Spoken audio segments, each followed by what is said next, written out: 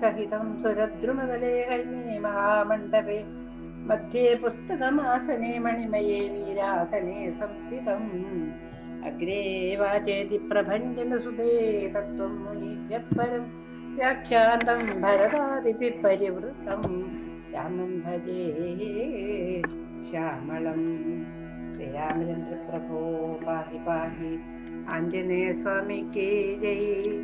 ഗജാനനം ഭൂതഗണാതിസേവിതം കപിത്ഥ ജംബൂഫലസാരഭക്ഷിതം ഉമാസുതം ശോകവിനാശകാരണം നമാമി വിഘ്നേശ്വര പാദപങ്കജം.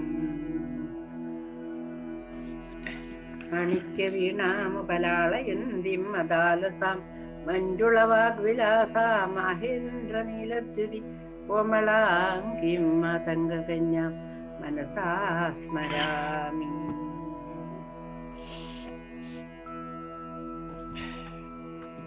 ഇവിടെ ശ്രീരാമചന്ദ്രന്റെ സഹോദരനായ ലക്ഷ്മണകുമാരൻ അവന്റെ വേര് കൊണ്ടിട്ട് വീണ സ്ഥലത്താണ് നമ്മള് അങ്ങനത്തെ ഒരു സ്ഥലത്ത് എന്താ സുഷേണനെ വിളിക്കാം. വൈദ്യരാണ്. ആ രാവണന്റെ സൈന്യത്തിലത്തെ വൈദ്യരാണ്. സുഷേണനെ വിളിക്കാന്ന്. സുഷേണൻ വരുമോന്നും അറിയില്ല, എന്നാലും വിളിക്കാം. വിളിക്കുന്നതിന് മുമ്പേ വന്നു. രാമപാദത്തിൽ നമസ്കരിച്ചു. അപ്പൊ ഔഷധം വളരുന്ന പർവ്വതത്തിന്റെ പേര് പറഞ്ഞു കൊടുത്തു. അത്ര തന്നെ. ആ മൂല്യൌഷധം കൊണ്ടുവരാൻ ആരെയാണ് അയക്കേണ്ടെന്ന് ആലോചിച്ചുകൊണ്ടിരിക്കെ ഹനുമാൻ രാമന്റെ പാദപത്മങ്ങളിൽ പ്രണമിച്ചിട്ട് പറഞ്ഞു, അത് കൊണ്ടുവരാൻ അടിയനെ അയച്ചാലും അടിയൻ കൊണ്ടുവന്നോളാന്ന് പറഞ്ഞു. ശരി. ഹനുമാൻ പോയിട്ട് അത്രയും വേഗം വരണമെങ്കിൽ ഹനുമാൻ തന്നെ വേണം താൻ. അങ്ങനെ പോയി. ഇതിനിടയിൽ ചാരന്മാരിലൊരാൾ പോയിട്ട് പറഞ്ഞു, വൈദ്യനായ സുഷേണൻ ഉണ്ടല്ലോ രാമസന്നിധിയിലേക്ക് പോയിട്ടുണ്ട് എന്ന് രാവണനെ അറിയിച്ചു. പോരെ. രാവണൻ കാലനേമിയുമായി പുതിയ സംഭവ വികാസങ്ങളെയും അവയുടെ ഫലങ്ങളെയും സംബന്ധിച്ച് സംസാരിച്ചു.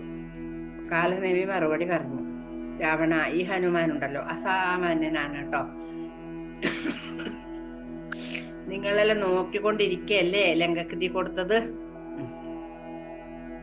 ഹനുമാനെ ജയിക്കാൻ എനിക്ക് പ്രത്യേകമായ എന്ത് വൈദഗ്ധ്യമോ ശക്തിയാണുള്ളത്? എനിക്കൊന്നുമില്ല. ശരിയായത് ചെയ്യാനുള്ള സമയം ഇനിയും കഴിഞ്ഞിട്ടുമില്ല. രാമനെ ജയിക്കാൻ സാധ്യമാണെന്ന അസംബന്ധമായ അഭിപ്രായം ഉപേക്ഷിക്കുക. പോകൂ, രാമപാദങ്ങളിൽ അഭയം പ്രാപിക്കൂ. അങ്ങേക്കതാണ് ഏറ്റവും നല്ലത്. താങ്കളുടെ ദുരഭിമാനവും മർക്കടമുഷ്ടിയും വിട്ടുകളയൂ. കാലനേമി രാവണന് നല്ല ഉപദേശങ്ങൾ നൽകി. പക്ഷെ രാവണനുണ്ടോ അതൊക്കെ കേൾക്കുന്നു? രാവണന് വേണ്ടതൊന്നുമല്ല, അങ്ങനെ പുകഴ്ത്തിയാണ് വേണ്ടത്. അതിനാൽ ക്രോധം മൂലം വിറച്ചുകൊണ്ട് അദ്ദേഹം കാലനേമിയോട്, നിന്നെ ഞാൻ ഇപ്പൊ കൊന്നിട്ട് കാര്യം, ഞാൻ പറയുന്നത് അനുസരിക്കാൻ തയ്യാറാണോ അല്ലെങ്കിൽ മരിക്കാൻ ഒരുങ്ങിക്കൊള്ളുക. രാവണനാൽ വധിക്കപ്പെടുന്നതിനേക്കാൾ രാമന്റെ കയ്യാലെ മരിക്കുകയാണ് ഏറെ ഗുണകരമെന്ന് കാലനേമിക്ക് മനസ്സിലായി. അത് തീർച്ചപ്പെടുത്തി അദ്ദേഹം രാമന്റെ താവളത്തിലേക്ക് പോയി. തന്റെ ജാലവിദ്യ വൈദഗ്ധ്യം കൊണ്ട് മനോഹരമായ ക്രീഡാവനത്തിന്റെ മധ്യത്തിലൊരു തടാകം സൃഷ്ടിച്ചു. ഒരു ഋഷിയുടെ വേഷത്തിൽ അതിന്റെ തീരത്ത് ധ്യാനനിഷ്ഠനായി സ്ഥിതി ചെയ്തു. മൃതസഞ്ജീവനി വളരുന്ന പർവ്വതവും തേടിപ്പോകുന്ന ഹനുമാൻ മേഘനാഥനുമായി ഉണ്ടായ യുദ്ധത്തിന് ശേഷം വിശ്രമിച്ചിട്ടേയില്ലായിരുന്നു. അതുമൂലം തളർന്നു കഴിഞ്ഞിരുന്നു. അതുകൊണ്ട് അല്പനിമിഷങ്ങളോളം വിശ്രമവും തടാകത്തിലെ ശീതളജലം കൊണ്ട് ദാഹശമനവും കഴിഞ്ഞാൽ കൂടുതൽ വേഗത്തിൽ സഞ്ചരിക്കാമെന്ന് മാരുതിക്ക് തോന്നി. ഹനുമാൻ എന്ത് ചെയ്തു? ഋഷിയുടെ സമീപം എത്തി. പാവം ഹനുമാൻ രാമനാമം ചോദിച്ചുകൊണ്ടിരിക്കുകയും രാമന്റെ പ്രവർത്തനങ്ങളെയും വൈശിഷ്ട്യങ്ങളെയും പ്രകീർത്തിച്ചു കൊണ്ടിരിക്കുകയും ചെയ്യുന്ന മഹർഷിയുടെ പാദങ്ങളിൽ നമസ്കരിച്ചു. അത് വേണ്ടാത്ത പണി. അദ്ദേഹം സന്തുഷ്ടനായി. അദ്ദേഹം രാമരാമെന്നല്ലേ സ്തുതിക്കുന്നത്. അത് പാടിക്കൊണ്ടിരിക്കുകയാണ് അദ്ദേഹം. വേഷപ്രച്ഛന്നനായ കാലനേമി വായുപുത്രനോട് പറഞ്ഞു, അല്ലയോ വാനര, രാമരാവണന്മാർ തമ്മിലൊരു യുദ്ധം നടക്കുന്നുണ്ടല്ലോ അല്ലേ? ഞാൻ ഇവിടെ നിന്ന് അത് എല്ലാ ദിവസവും വീക്ഷിച്ചു വരികയാണ്. ഇത് TV ഉണ്ടാവും മനുഷ്യ വെച്ചിട്ട്. അതിൽ അതിവേഗം രാമൻ വിജയിക്കുമെന്നതിൽ സംശയമില്ല. ഇത് കേട്ട് ഹനുമാൻ അത്യന്തം സന്തോഷിച്ചു. പാവം, തനിക്ക് വല്ലാത്ത ദാഹമുണ്ടെന്ന് അദ്ദേഹം സന്യാസിയോട് പറഞ്ഞു. തന്റെ ജലപാത്രത്തിൽ ശീതള ജലമുണ്ടെന്ന് പറഞ്ഞ് സന്യാസി ആ പാത്രം ഹനുമാനെ നീട്ടി കാണിച്ചു. അദ്ദേഹം പറഞ്ഞു, ഗുരു, ഇതിലുള്ള സ്വല്പം ജലം കൊണ്ടൊന്നും എന്റെ ദാഹം തീരുകയില്ല. ഞാനൊരു ചെറിയ അണ്ണാനാ പറ്റാ. അദ്ദേഹം അപ്പോൾ സന്യാസി അടുത്തൊരു തടാകമുണ്ടെന്നും അതിലെ ശീതള ജലത്തിൽ ഒന്ന് മുങ്ങി അതിൽ നിന്ന് ജലം പാനം ചെയ്ത് ദാഹം തീർത്താൽ വളരെ ഉന്മേഷമുണ്ടാകുമെന്നും പറഞ്ഞു. ഹനുമാൻ അത് സമ്മതിച്ചു. മഹർഷി കാണിച്ചു കൊടുത്ത തടാകത്തിലേക്ക് നടന്നു. അദ്ദേഹം തടാകത്തിൽ ഇറങ്ങി. കാലുകൾ വെള്ളത്തിൽ ആണ്ടതോടുകൂടി ഒരു മുതല വെള്ളത്തിൽ നിന്നും പൊന്തി വന്നു. ഹനുമാന്റെ കാല് വായിലാക്കി. ഹനുമാൻ ഉടനെ കാല് ഉടഞ്ഞു കളഞ്ഞ് അതിനെ കൊന്നു. മുതലയുടെ ജീവിതം അവസാനിച്ചതോടുകൂടി തൽസ്ഥാനത്ത് അതിസുന്ദരിയായൊരു സ്വർഗീയ രൂപം പ്രത്യക്ഷപ്പെട്ടു. ഈ ദർശനം ഹനുമാൻ ആശ്ചര്യപ്പെടുത്തി. ആവിർഭൂതമായ രൂപത്തോട് അദ്ദേഹം ചോദിച്ചു, ആരാണ് നിങ്ങളിൽ ചോദിച്ചു. അല്ലയോ രാമസേവക, അങ്ങയെ കാണാനുള്ള ഭാഗ്യം സിദ്ധിച്ചതുകൊണ്ടും അങ്ങയുടെ സ്പർശനം കൊണ്ടും എന്റെ പാപഭാരം ഉരുകി ഉരുകി ഉരുകി പോയി. കാലനേമി ഞാനും ഗന്ധർവന്മാരാണ്. ഞങ്ങള് ഇരുവരും ഇന്ദ്രസഭയിലെ ഗായകന്മാരായിരുന്നു. ഒരു ദിവസം മുൻകോപത്തിൽ പേര് കേട്ട ദുർവാസാവ് മഹർഷി ഇന്ദ്രസദസ്സിൽ വരികയുണ്ടായി. അപ്പൊ ഞങ്ങളുടെ ദൃഷ്ടി ആ വികൃതവും ഭീകരവുമായ രൂപത്തിൽ പതിച്ചപ്പോൾ ഞങ്ങൾ ഇരുവരും പൊട്ടിച്ചിരിച്ചു. അതാണ്. ഇത് കണ്ട് കോപാക്രാന്തനായ മഹർഷി എന്ത് ചെയ്തുന്നോ, ഭൂമിയിൽ രാക്ഷസന്മായി പിറക്കുവിനെന്ന് ഞങ്ങളെ ശപിച്ചു. അദ്ദേഹത്തിന്റെ പാദങ്ങൾ കെട്ടിപ്പിടിച്ച് ഞങ്ങൾ ദയക്കായ്ക്കാണ് അപേക്ഷിച്ചു. ഈ വൃത്തികെട്ട ആളെന്നെല്ലാം പറയുന്ന ആളെ കാല് പിടിക്കണമെങ്കിൽ ആദ്യം ഇതൊന്നും പറയാതിരുന്നാ പോരെ. അപ്പൊ അലിവ് തോന്നി. എന്നിട്ട് പറഞ്ഞു, ശരി, നിങ്ങൾ ലങ്കയിലാണ് ജനിക്കുക കേട്ടോ. ത്രേതായുഗത്തിന്റെ അവസാനം ഭഗവാൻ മഹാവിഷ്ണു രാമനായിട്ട് അവതരിക്കും. എല്ലാ യുഗത്തിന്റെയും അവസാനാണ് ഈ നമുക്ക് വേണ്ടുന്ന നല്ല നല്ല അവതാരങ്ങൾ ഉണ്ടാവുക. അന്ന് രാമനും ലങ്കാരാജാവും ഭയങ്കരമായ യുദ്ധം നടക്കും. ആ യുദ്ധത്തിൽ രാമ സഹോദരനായ ലക്ഷ്മണന് ശക്തി എന്ന ആയുധമേറ്റ് മാരകമായ മുറിവേൽക്കും. രാമന്റെ ഭക്തനും സേവകനുമായ ഹനുമാൻ സഞ്ജീവനി ഗിരിയിലേക്ക് ഔഷധം അന്വേഷിച്ചുകൊണ്ട് സഞ്ചരിക്കും. നിങ്ങൾ രണ്ടാളും അദ്ദേഹവുമായി അന്ന് ബന്ധപ്പെടും. അങ്ങനെ ശാപയുക്തരായി തീരുകയും ചെയ്യും. മഹർഷി ഞങ്ങൾക്ക് ശാപമോക്ഷം തന്നിട്ടുണ്ടായിരുന്നു. അല്ലയോ വാനര, ഇതിനടുത്ത് താമസിക്കുന്ന ഋഷി ഉണ്ടല്ലോ, താങ്കൾ ഇങ്ങോട്ട് അയച്ച ആള് അത് ഋഷിയൊന്നുമല്ല. അദ്ദേഹം വേഷപ്രച്ഛന്നനായ രാക്ഷസനാണ്. അയാളാണ് ഞാനിപ്പോ പറഞ്ഞ കാലനേമി. ഹനുമാൻ കാലനേമിയെ സമീപിച്ച അയാളുടെ ചെവിയിൽ ഇങ്ങനെ ഉറക്കെ പറഞ്ഞു, പ്രിയ ഗുരു, അങ്ങനെ പഠിപ്പിച്ച പാഠത്തിന് പകരമായി ഞാൻ അങ്ങേക്ക് ചെയ്യുന്ന ഈ സമർപ്പണം സ്വീകരിച്ചാലും അങ്ങന്റെ ഗുരുനാഥനാണല്ലോ, അങ്ങേക്ക് ഞാൻ ദക്ഷിണ തരേണ്ടതുണ്ട് എന്ന് പറഞ്ഞു. വെള്ളം കുടിച്ച് ദാഹം തീർക്കാൻ ഹനുമാൻ ഇത്ര വൈകിയത് എന്താണെന്ന് കാലനേമി അത്ഭുതപ്പെട്ടു. ആ തടാകത്തിൽ മുതലയായി ജീവിച്ച് ശാപം അനുഭവിക്കുന്ന തന്റെ സഹോദരനിൽ നിന്ന് തന്റെ യഥാർത്ഥ രൂപവും ചരിത്രവും അറിയാനെടുത്ത സമയമായിരിക്കും അതിന് കാരണമെന്ന് അദ്ദേഹം ഊഹിച്ചു. അതുകൊണ്ട് കാലനേമി തന്റെ മുമ്പിൽ നിൽക്കുന്ന ആളെ മനസ്സിലാകാതിരിക്കത്തക്ക വിധം അത്ര അഗാധമായ ധ്യാനത്തിൽ നിമഗ്നനായിരിക്കുകയാണെന്ന് ഭാവിച്ചു. കാലനേമിയുടെ വേഷപ്രച്ഛന്നത്വം ഹനുമാൻ മനസ്സിലായിരുന്നുവല്ലോ. അദ്ദേഹം കാലനേമിയുടെ കഴുത്ത് പിടിച്ച് ശക്തിയായി തിരിച്ചു രാമരാമ രാമരാമന് ജപിച്ചുകൊണ്ട് കാലനേമി മൃതി അടഞ്ഞു. കണ്ടോ, അതാണ് രാമനാമം ജപിച്ചുകൊണ്ട് തന്നെ മരിച്ചതുകൊണ്ട് അദ്ദേഹം സ്വസ്ഥാനത്തേക്ക് നല്ല സന്തോഷവാനായി പോയി. ജഡം കാലുകൊണ്ട് തട്ടി അങ്ങോട്ട് നീക്കി. ഹനുമാൻ ദ്രോണപർവ്വത നിര നോക്കി തിരക്കിട്ട് പോയി. സഞ്ജീവനും വെള്ളവും വേണ്ട, ഒന്നും വേണ്ട. സഞ്ജീവനി ഗിരിയിലെത്തിയ ശേഷം ഔഷധം അന്വേഷിച്ച് നടന്നു. ആ കുന്നിൽ ചുറ്റി വളർന്ന സസ്യങ്ങളുടെ ഇടയിൽ അത് തിരിച്ചറിയാൻ അദ്ദേഹത്തിന് കഴിഞ്ഞില്ല. സമയം പോയിക്കൊണ്ടിരുന്നു. മടക്കയാത്ര വളരെ വൈകി കഴിഞ്ഞിരിക്കുന്നു. രാമായണയുടെ അടിയന്തര സ്വഭാവം അദ്ദേഹത്തിന് അറിയാമായിരുന്നു. പിന്നെ താമസിച്ചില്ല. ഹനുമാൻ ആ കുന്ന് പറിച്ചെടുത്ത് കൈത്തലത്തിലാക്കി വായുവിൽ കൂടി തിരികെ പറന്നു. ലങ്കയിലേക്കുള്ള വഴിയിൽ അദ്ദേഹത്തിന് അയോധ്യ നഗരിയുടെ മുകളിലൂടെ കടന്നു പോകേണ്ടതുണ്ടായിരുന്നു. അത് രാത്രി സമയമായിരുന്നു. ഭരതൻ ഏകാഗിയായി പരിതാപത്തിൽ മുഴുകിയിരിക്കുന്നു. അദ്ദേഹം ഉറങ്ങിയിരുന്നില്ല. അത് ഹനുമാൻ കാണുന്നു.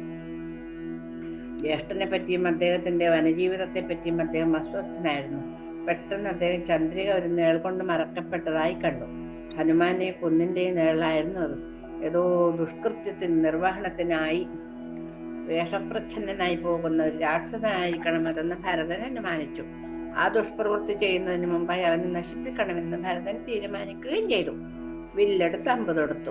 ഇതൊന്നും നമ്മുടെ രാമായണത്തില് കിളിപ്പാട്ടിലില്ല കേട്ടോ.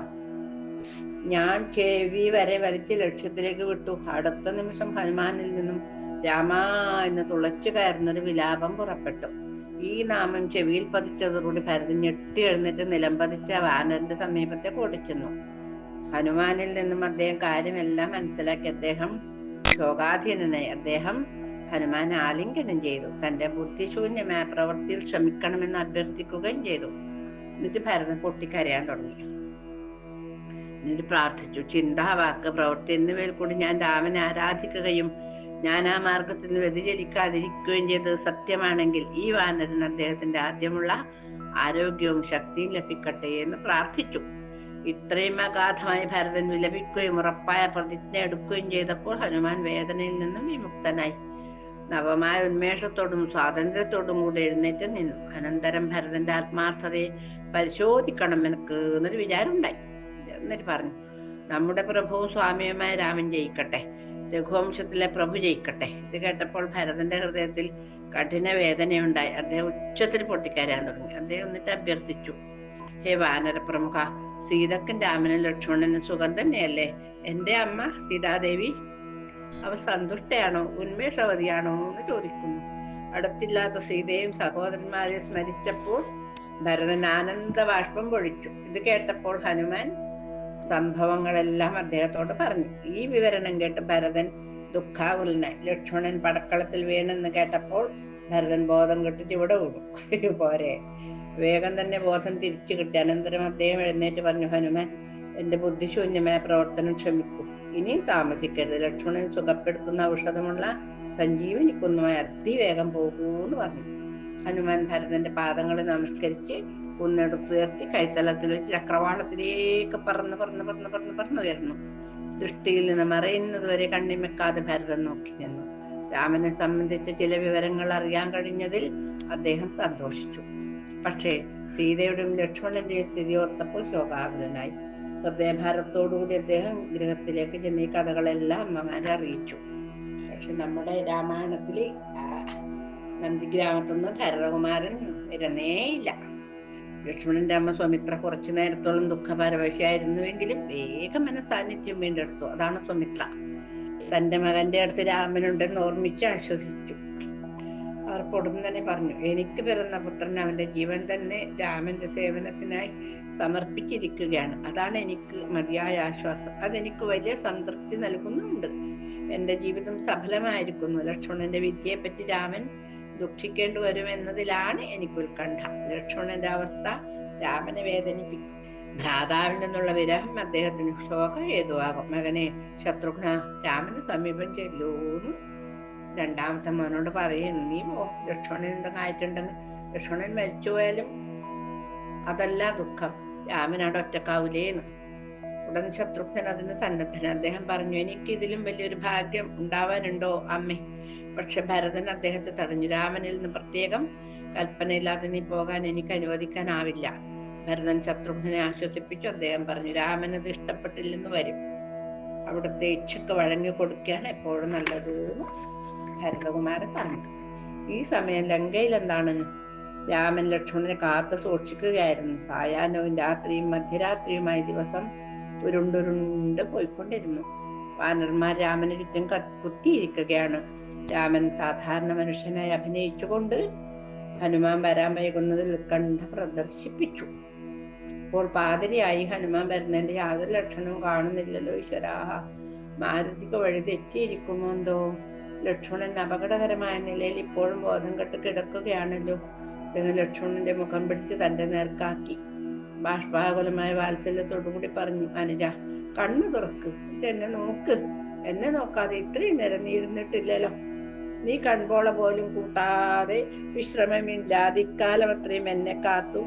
നിന്റെ ഈ നിശബ്ദത ഞാൻ എങ്ങനെ സഹിക്കും? നീ ഇന്നലെ മുതൽക്ക് മൃദുഭാഷണങ്ങളെ കൊണ്ട് എന്നെ സന്തുഷ്ടനാക്കാൻ ആരുമില്ലാതായിരിക്കുന്നുവല്ലോ ഈശ്വരാ എന്ന് പറഞ്ഞിട്ട് രാമൻ സാധാരണ പ്രാകൃത ജനങ്ങളെ പോലെ ഇങ്ങനെ കാര്യം ചെയ്യുകയാണ് ചെയ്യുന്നത്. കേവലം മനുഷ്യരെ പോലെ രാമൻ വിലപിച്ചു. അനുജാ, എനിക്ക് വേണ്ട നീ അച്ഛനമ്മമാരെയും ഭാര്യയും ഉപേക്ഷിച്ചവനല്ലേ, എനിക്കായി വന്ന ജീവിതം സ്വീകരിച്ചവനല്ലേ. ഇതൊന്നും ചെയ്യേണ്ട യാതൊരു ആവശ്യം നിനക്കില്ലായിരുന്നല്ലോ ഉണ്ണി. നിന്റെ കഷ്ടപ്പാടുകളെ പറ്റി നീ ഒരിക്കലും ശ്രദ്ധിച്ചിരുന്നില്ലല്ലോ എന്നെല്ലാം ഇങ്ങനെ പറയാൻ തുടങ്ങി. നിന്റെ പ്രകൃതി സരളവും മധുരവുമാണ്. പക്ഷെ എന്റെ ആവശ്യത്തിനു വേണ്ടി നീ കഠിന വെയിൽ കൊണ്ടു മഴ നനഞ്ഞു, മണ്ണിൽ വിറച്ചു, നീ യഥാസമയം ഭക്ഷണം കഴിച്ചിരുന്നില്ല. കാരണം നിനക്ക് യഥാസമയം എന്നൊന്നില്ലായിരുന്നു, എല്ലാം നിനക്ക് യഥാസമയം തന്നെ. നീ ശേഖരിച്ചു കൊണ്ടുവന്ന ഭക്ഷണ വസ്തുക്കളെ എനിക്ക് തന്നു. പലപ്പോഴും നീ വെറും നിലത്ത് ഒഴിഞ്ഞ വയറുമായി കിടന്നത് ഞാൻ അറിയാത്തതല്ല ഉണ്ണി. അനുജ, നീണ്ട 12 മണിക്കൂറായി ഞാൻ നിന്നിൽ നിന്നുള്ള സ്നേഹപൂർണമായ പരിചരണം ലഭിക്കാതിരിക്കുകയാണ്. നീ അത് മനസ്സിലാക്കുന്നില്ലേ ലക്ഷ്മണ? ഒന്ന് കണ്ണു തുറക്കൂ, എന്നെ നോക്കൂ, അതാണ് എനിക്കിപ്പോൾ ഏറ്റവും ആവശ്യം. ഇങ്ങനെ മനുഷ്യ ഇതില് പറഞ്ഞുകൊണ്ടിരിക്കുകയാണ്. രാമൻ അനുഭവിക്കുന്ന കഠിന വേദന കണ്ട് വാനരന്മാരും കരയാണ്. അവരിൽ അനേകം പേർ കുന്നിൻ മുകളില് വൃക്ഷാഗ്രങ്ങളിൽ കയറി ഹനുമാൻ മടങ്ങി വരുന്ന ലക്ഷണങ്ങൾ ഉണ്ടോ എന്നറിയാൻ ദൂരത്തേക്ക് ദൃഷ്ടി നടത്തിയിരുന്നു. ഉടനെ സഞ്ജീവനിഗിരിയുമായി ഹനുമാനെ കാണായി. കരുണാർദ്രതയുടെ തേജസ്സുകൊണ്ട് സ്നേഹാർദ്രമായ ധൈര്യത്തിന്റെ മൂർത്തി വൽഭാവമായിട്ടാണ് അദ്ദേഹം ബാക്കിയുള്ളവരുടെ മുമ്പിൽ പ്രശോഭിച്ചത്. ഹനുമാൻ ഭൂമിയിൽ ഇറങ്ങി വാനന്മാരുടെ ഇടയിലേക്ക് ചെന്നു. വാനന്മാർ ജയ ജയ ജയ ജയ എന്ന് ഉറച്ച ശബ്ദമുണ്ടാക്കി.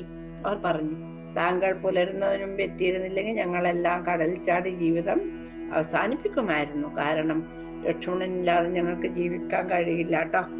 താങ്കൾ ഞങ്ങളുടെ ജീവൻ രക്ഷിച്ചിരിക്കുന്നു.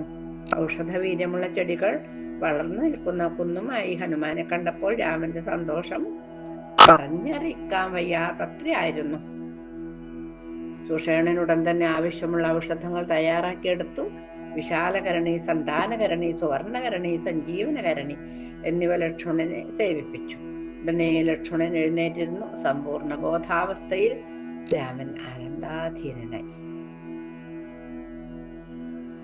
അവിടുന്ന് അനുജനെ ആശ്ലേഷിച്ച് വാത്സല്യപൂർവ്വം തലോടി. രാമൻ വികാരത്തോടെ പറഞ്ഞു, അനുജ അനുജ നീ ഇത്രയും സമയം എവിടെയായിരുന്നു ഉണ്ണി? രാമന്റെ കണ്ണുകളിൽ ആനന്ദത്തിന്റെയും കൃതജ്ഞതയുടെയും ബാഷ്പം നിറഞ്ഞൊഴുകി. അവിടുന്ന് ബ്രഹ്മാനന്ദ സമാനമായ സന്തോഷത്തിൽ ആമഗ്നനായി. ഈ സമയം സഞ്ജീവനഗിരിയിൽ നിന്നും ഔഷധച്ചെടികളിൽ തട്ടിയടിച്ച കാറ്റേറ്റ് പോർക്കളത്തിൽ മുട്ടിയടഞ്ഞു വീണ വാനന്മാരൊക്കെ ജീവിച്ചെഴുന്നേറ്റു. രാക്ഷസന്മാരെഴുന്നേക്കൂല. എന്താ കാരണം? ചത്തുവരെ വള്ളത്തിൽ പറക്കിയിട്ടുണ്ട്. അതുകൊണ്ട് നന്നായില്ലേ? ഇത് കണ്ട വാനന്മാരെല്ലാം അതീവ സന്തുഷ്ടരെ ആനന്ദം ചെയ്തു. ജീവിച്ചെഴുന്നേറ്റ സുഹൃത്തുക്കളെയും ബന്ധുജനങ്ങളെയും ആലിംഗനം ചെയ്തു. രാമൻ സുഷേണന് വളരെയേറെ അനുഗ്രഹങ്ങൾ നൽകി. അദ്ദേഹത്തിനെതിരായി രാവണൻ ആസൂത്രണം ചെയ്തേക്കാവുന്ന ഏത് പ്രതികാര പ്രവർത്തനത്തിൽ നിന്നും താൻ രക്ഷിക്കുമെന്ന് സുഷേണൻ ഉറപ്പു കൊടുത്തു. അദ്ദേഹത്തെയും വസതിയെയും വീണ്ടും ലങ്കയിൽ തന്നെ സംസ്ഥാപിക്കുന്നതിന് ഹനുമാനോട് ആവശ്യപ്പെട്ടു. ലക്ഷ്മണനും വാനന്മാർക്കും വേണ്ടി ചെയ്ത സേവനത്തിന്റെ സ്മാരകമായി സഞ്ജീവനഗിരി അദ്ദേഹത്തിന്റെ വസതിക്കടുത്ത് സ്ഥാപിക്കുന്നതിന് രാമൻ ഹനുമാന് നിർദ്ദേശം നൽകി. ഹനുമാൻ അദ്ദേഹത്തിന്റെ സേവനങ്ങളെ പുകഴ്ത്തി. തന്റെ സ്വാമിയുടെയും സഖാക്കളുടെയും കൂട്ടുകാരുടെയും ജീവനെ രക്ഷിച്ചതിന് നന്ദി പറഞ്ഞു. ഹരേ ഹനുമാൻ. അനന്തരം സുഷേണനെയും അദ്ദേഹത്തിന്റെ ഗുഹയും ഔഷധച്ചെടികളുള്ള കുന്നും ലങ്കയിൽ സുരക്ഷിതമായി ഉറപ്പിച്ചു നിർത്തുകയും ചെയ്തു. അങ്ങനെയാണ് പറയുന്നത്. അടുത്ത ദിവസം പുലർന്നു. രാക്ഷസന്മാരുടെ കൈനിലയിൽ നിന്നും യുദ്ധവാദ്യത്തിന്റെ ശബ്ദം മുഴങ്ങി. വാനർമാർ വികാരാവിഷ്ഠരും ആകാംക്ഷാഭരിതരുമായി തീർന്നു. അവർ തങ്ങളുടെ രക്ഷാകർത്താവും മാർഗദർശിയുമായ രാമനിൽ നിന്നും ശക്തി സംഭരിച്ച് യുദ്ധം ആരംഭിക്കാൻ അക്ഷമരായി തുള്ളിച്ചാടി. അന്നത്തെ ശത്രുസേനാ നായകൻ ധൂമ്രാക്ഷനായിരുന്നു. അദ്ദേഹം അതിധീരമായി പൊരുതി. പക്ഷേ പിറ്റേന്ന് ഹനുമാനാൽ വധിക്കപ്പെട്ടു ആ രാക്ഷസൻ. പിന്നെ അകമ്പന് തൽക്കാലം ഏറ്റെടുത്തു. രാക്ഷസ സൈന്യത്തിന്റെ നായകത്വം വഹിച്ചു. അയാൾ അതിഭയങ്കരമായി യുദ്ധം ചെയ്തു.